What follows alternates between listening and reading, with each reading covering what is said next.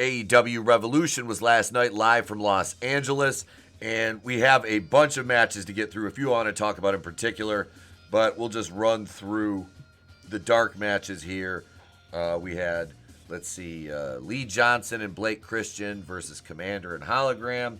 Daniel Garcia, Adam Cole, Kyle O'Reilly, Roderick Strong versus Shane Taylor Promotions. Ring of Honor Championship, Gravity versus the champion Chris Jericho. And then we have Orange Cassidy, the Costco Idiot, and Mark Briscoe versus Johnny TV and MXM. And I don't care what happened in any of those matches. I didn't watch them. None of them matter. They were all extra garbage. That was basically an episode of Rampage shoehorned on to the beginning of this show. Let's start out with the opener on the card. Hangman Adam Page and MJF. Now, I haven't been watching AEW Dynamite or Collision. You know, I think the last show I watched was the pay-per-view. The only episode of Dynamite I've watched recently was the first one on Max. So this match, I did see the pretty much 3/4 of it, and MJF put Page over. I just wonder where they go with MJF from here after botching his title reign, and the entire Devil storyline was just nonsense. So he loses clean on a buckshot lariat to Hangman Adam Page in the opener on the main card. And I really don't have many thoughts on this match. It was just kind of there. I was shocked to see them put over on MJF. That's Tony Khan booking. Next we have the TBS Championship. Oh God. We have internet sensation Momo versus Mercedes Draws No Monet. And again, you've got Mercedes Moné going against a woman who is not from AEW, had not really been on AEW television, more than a couple just appearances. I don't think she had a match prior to this. She was in the crowd, and yeah, then she came out and was like, I want a match. Well, she's from Stardom, you know, obviously. So her challenging for this championship, there's no way she goes over in this.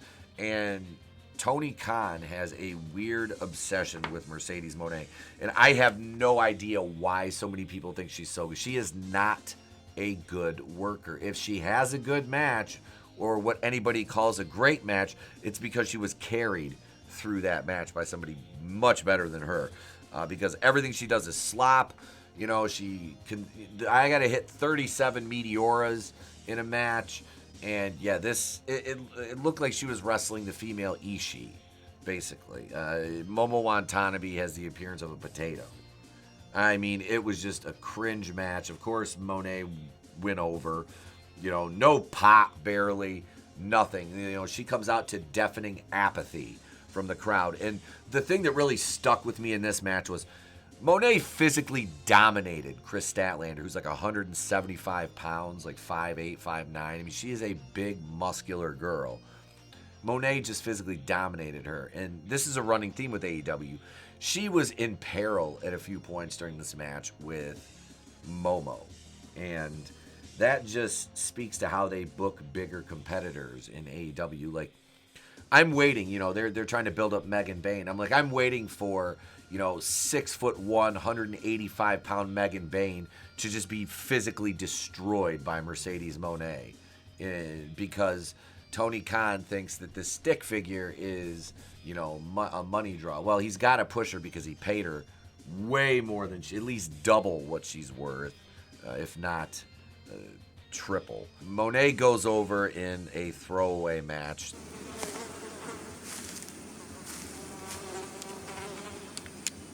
That is one big pile of shit. I really like Swerve. This is a #1 contenders match for the AEW World title, which seeing Ricochet challenge for a world title in itself is hilarious. Even the thought of him challenging for a world title, I should say. That doesn't work for me, brother. Swerve ended up winning. Lot of high spots in this match as far as flips and stuff go. Swerve can, you know, work that style. Ricochet obviously lives there. Has little to offer other than that. His character work during this angle has been okay. You know, he had the robe. He took Nana's robe. And there was that will he, won't he Nana turn on Swerve during this match, and he didn't, but it looked as if they were going to tease it a few times. Swerve ended up winning with the house call, I believe it was. But regardless, he went over. In what was probably thus far, to this point, the highest match on the card as far as I was concerned, as far as quality went. Excellent! Next up, AEW Continental Championship. Brody King versus Kazuchika Okada. The remnants of a once great worker, I suppose. I don't know. I never watched Okada anywhere else other than AEW because I really don't care.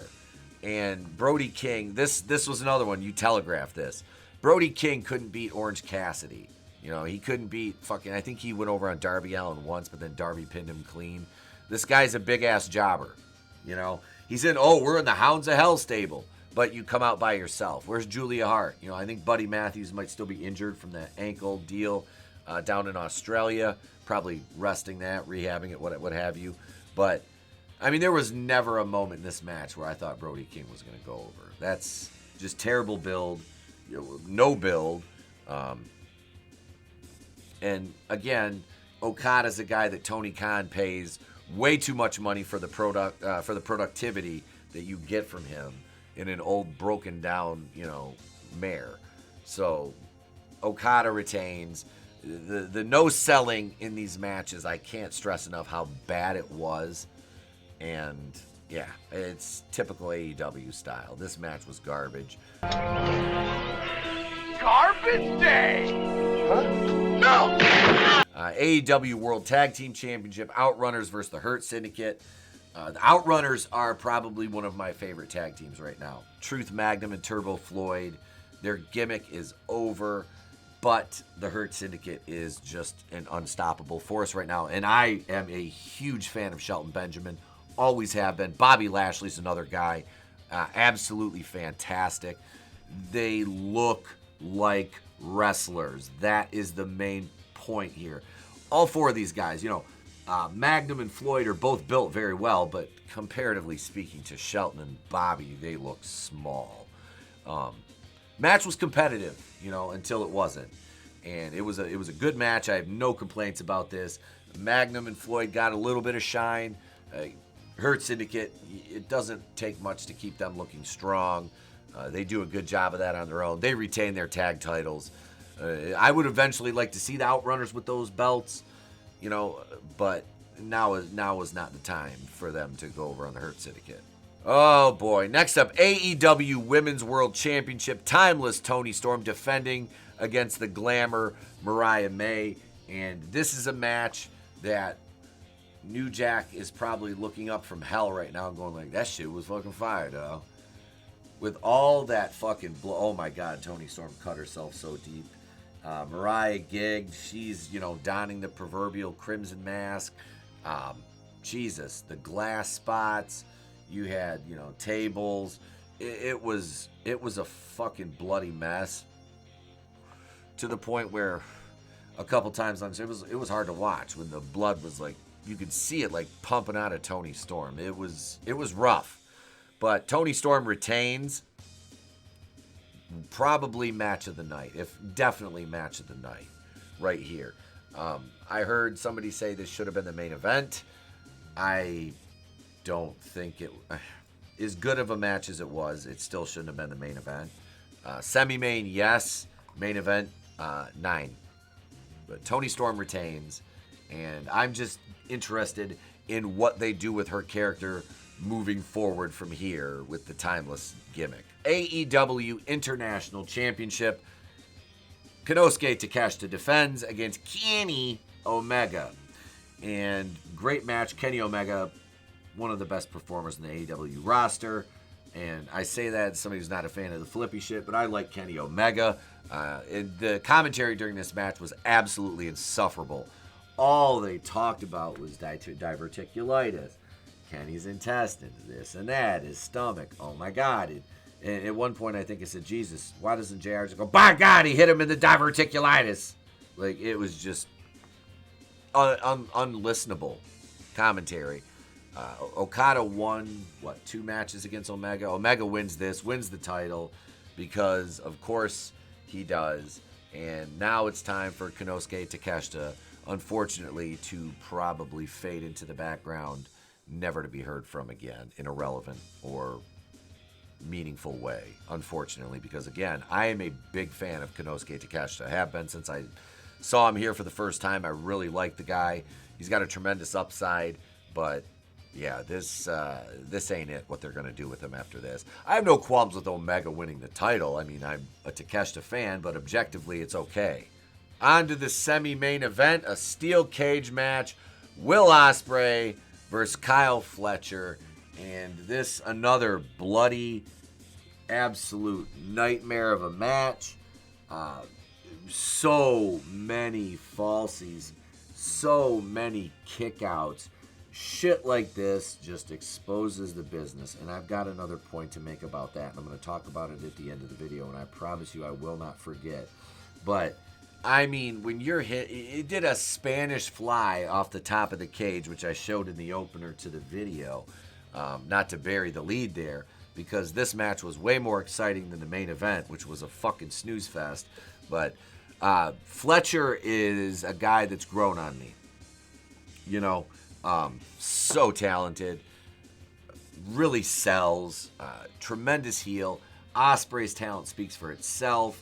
Say what you want about his style, but I respect the guy. I do. I truly do. Is from worker to worker. I respect him for his athleticism, but the no selling really has to stop. I mean, God, guys, what are we doing? What are we doing? The moves we're using as transitions were finishers. And I know what it's Evolution. These guys' matches, for the most part, look like fucking video game matches, which is a detriment to your product and the business overall. Regardless, Ospreay goes over, and I really have nothing else to say about it, other than, like I said, probably second best match of the night. It's a toss-up between the tag match and this. And that only leaves us with our World Heavyweight Championship. Jon Moxley defending against the Rated R superstar, Cope. Match was boring as fuck. I mean, after what we saw earlier, there's really... And I mentioned this during the Toni Storm and Mariah May match, is they're, gouging each other and putting tape on their hands and putting broken glass and hitting each other with bottles. And I'm like, so what the fuck do they do in the main? Does somebody pull a handgun out from under the ring? Is this the night that Jon Moxley goes full Michael Douglas from falling down? Is that where we're at? Because, after the Toni Storm Mariah May match, after the Ospreay Fletcher match, outside of, a murder, there was really nowhere to go with this match. And, they attempted it with the Christian Cage coming in and cashing in his fucking ticket for a title shot. In WWE, it's Money in the Bank. I don't know what it is here. Chump change in the pocket.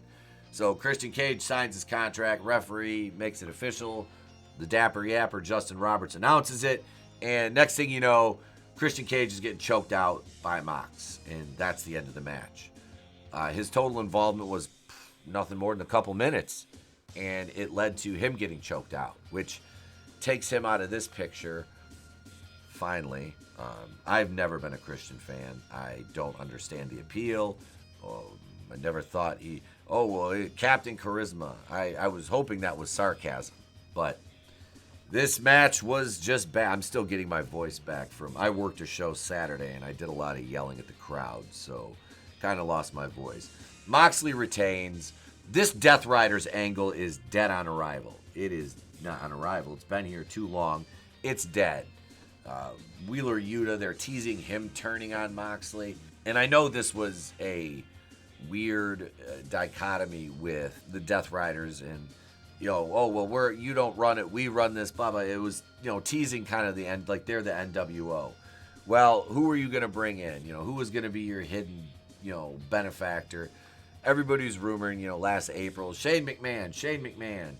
And that ship sailed. So this angle, without him, and not that he was going to make or break anything, but it would have popped numbers for a while for AEW. But, he wanted, reportedly, allegedly wanted equity, and Tony Khan was like, no, these are my toys. Which, I mean, giving a McMahon any power in AEW, we knew that wasn't going to happen. Those of us that knew this was not going to happen. This angle's dead. It's a joke. It's terrible. And it's just hurting AEW. And this main event hurt the overall show. Yeah. Speaking of hurting the show, and I wanted to talk about this. We had the actresses from Queen of the Ring there.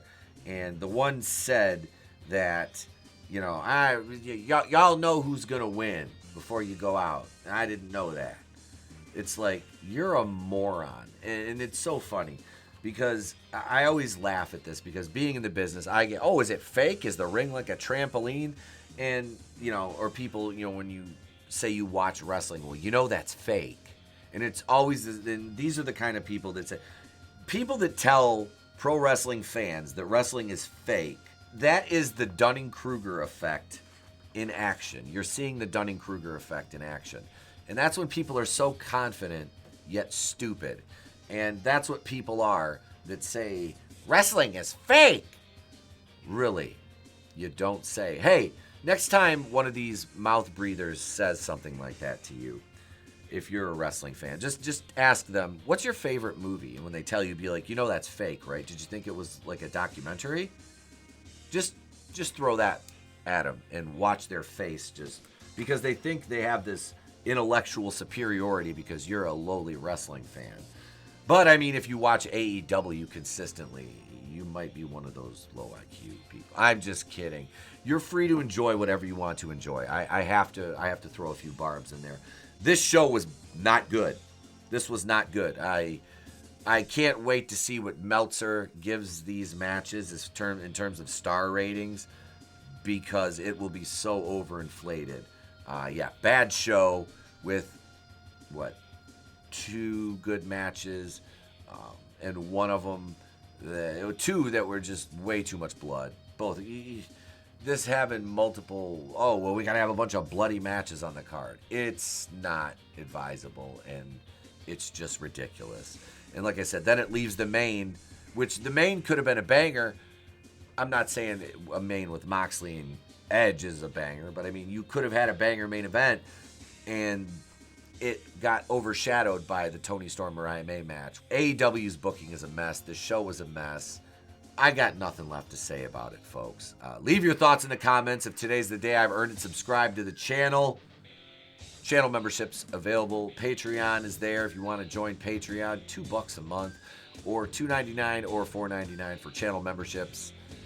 It's all there, folks. If not, just subscribe. It's free. It always will be. I am Pete Daddy Dollar from Wrestling with Horror. If I don't see you, have a great day, a pleasant tomorrow. I'll catch you on the next one. And remember, it's always better to burn out than fade away.